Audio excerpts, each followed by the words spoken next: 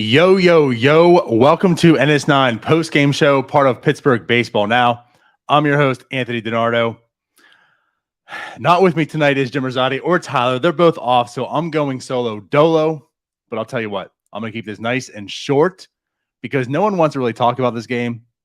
No one probably really followed through and watched the whole game. But the Pirates lose 19-2 tonight. Certainly wasn't pretty. Today was Roansy Day, and that's really what set the tone. Unfortunately, Roansy did not have his best stuff. He goes out there, only lasts 1.2 innings, gives up 5 hits, 2 walks, just strikes out 1. But the big thing, 3 home runs. Basically, when you're looking at Roansy pitch today, he was leaving a lot of fastballs over the middle plate. Brewers attacking. Brewers were capitalizing. Rowdy Tellez, the big guy for them, 2 for 5. 1 home run, 1 double, but 5 RBIs. But yeah, he had a big home run earlier in the first off of Roansy. But yeah, certainly Roansy, Jim was going to out me today because I said something in the group chat earlier. And I said, my hot take is Roansy's going to get lit up today. He's going to have a bad game. And immediately goes screenshot, waiting for tonight to share it. And I said, I hate you, right? But turns out it came true. And it's not as if I was rooting for it to happen, Jim. But just one of those feelings you had. I mean, over the past 2 outings, he hasn't looked sharp. Going to this game, the Brewers lineup, I was just kind of concerned and worried. And yes, it did come to fruition. He had a bad start today. Listen, he's been – the results have been there. But, we talked like the things that were positive in a sense the last 2 starts was he wasn't sharp, but he got through it, right? But again, like some of the concerns is he's not sharp. And when you face a good lineup like what the Brewers have currently, are they going to capitalize on that? And that's what happened tonight. Still, he's a young rookie pitcher. I'm not down on Roansy by any means. He's learning. He's still developing. It just wasn't his night. It certainly wasn't. Right now, his ERA now goes to 4.09 on the year. Still isn't terrible by any means. And again, a lot of it just came from this 1 start. Again, 1.2 innings pitched, 7 earned runs. But it just is what it is. Tyler talks time and time again. He needs to start really throwing inside, own the inside as the last regime used to preach and talk. He's throwing a lot of his, especially the secondary pitches, out and away. Today is the same thing, not throwing them for strikes. When he was to the fastball was over the plate. Just wasn't really his night. But it wasn't anyone's night either. Let's be honest. I mean, the offense was pathetic tonight. Corbin Burnes had a no-hitter through 5. I think it lasted 5.1, and then finally Blymadris hit the first hit of the game as a double. But again, I mean, and he wasn't striking out a ton of people. I mean, we joked yesterday, Corbin Burnes is going to last 8 innings, have 14 strikeouts. He didn't have like his swing and miss stuff today. Pirates weren't really, I think he only had like, I could look, of course, but like 20% whiff rate. Like it wasn't astronomical. He really was getting a lot of people looking. And of course, Angel Hernandez was behind the plate, so a little help by him maybe there. But, Corbin Burnes was pitching well, but he didn't have like his swing and miss stuff tonight. And he does only last 6 innings. But yeah, like the Pirates just couldn't capitalize on anything. Offensively, as mentioned, like Blymadris came through with the double to begin with. Cruz got a RBI. So, I mean, the 8th inning, keep the game going. He was called out, 3rd out, right?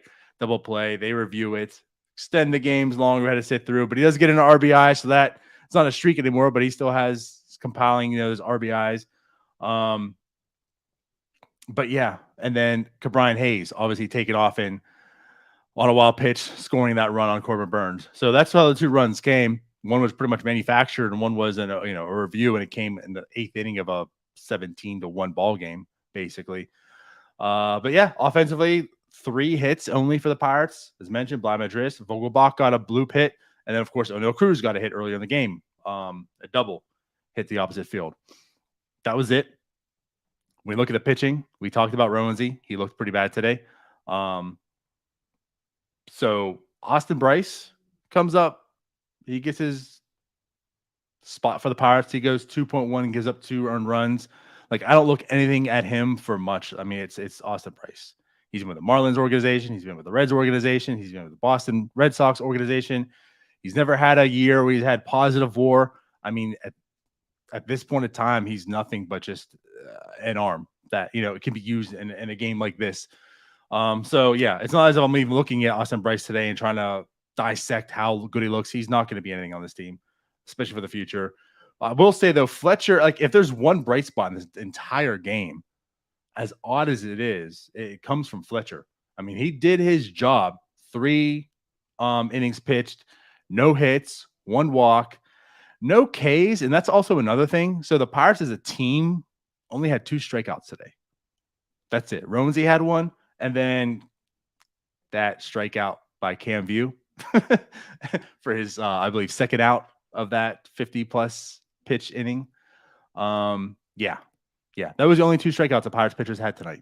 So again, Brewers offense clearly, as shown, demonstrated all the runs they had. They're on it tonight. Andrew McCutchen, of course, having a big series, continuing his big June into July now. But yeah, again, Fletcher, I mean, he did his job. When you look at him pitch, he has some deception to it. I mean, nothing really stands out. And again, I'm not taking this one outing today either to say, like, hey, maybe there's something more to Aaron Fletcher. I'm not really up on Aaron Fletcher anyways, but today at least he did his job. So kudos to Aaron Fletcher, shutting them down. But then yes, Cam View came in, and maybe I got to backtrack a little bit, because I feel like this week a lot of the stuff I've been talking about is giving De Los Santos maybe some higher leverage innings, right? Again, like, you're looking at the future. You can't just keep going to Bednar, keep going to Stratton, Will Crow. Every time you need multiple innings, big outs when they're a win. So, like, why don't you go ahead and start giving some of these guys, De Los Santos, some higher leverage innings? Cam View even, right? I mean, Cam View's had some good numbers in the minors. For the limited innings he's had so far, he's looked competent. I don't think we're gonna be seeing any high leverage innings from Cam View anytime soon. So as mentioned, he had 0 outs created and 7 earned runs at one point. He does, of course, end up with 7 earned, 8 runs in total that inning, 1 strikeout, 3 walks, 6 hits. Wasn't pretty. It was not pretty. I think it was 56 pitches he ended up throwing in that one singular inning.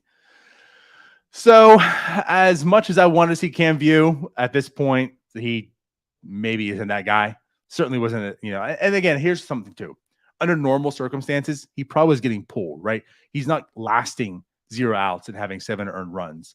So part of it is Shelton keeping him in the game, more or less eating this one to save that bullpen. There's not a whole lot of bullets in there.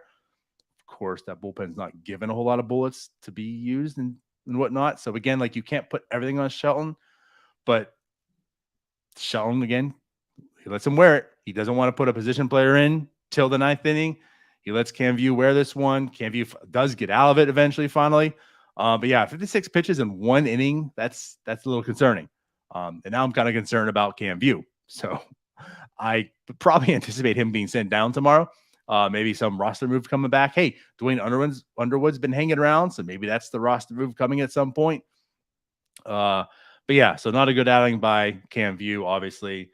And then Josh Van Meter wraps it up. There's a position player. Whatever. Don't need to talk about what he did on the mound. But of course, he didn't look good defensively on first or in the batter's box as usual. But yeah, so the offense wasn't there. The pitching certainly wasn't there. Just an awful, terrible game.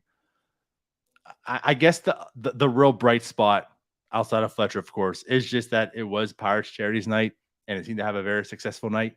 I know a lot of people asked us too, and as I kind of do apologize as well, but no, we didn't do anything for the charities raffle this year. More because it just kind of sprung up.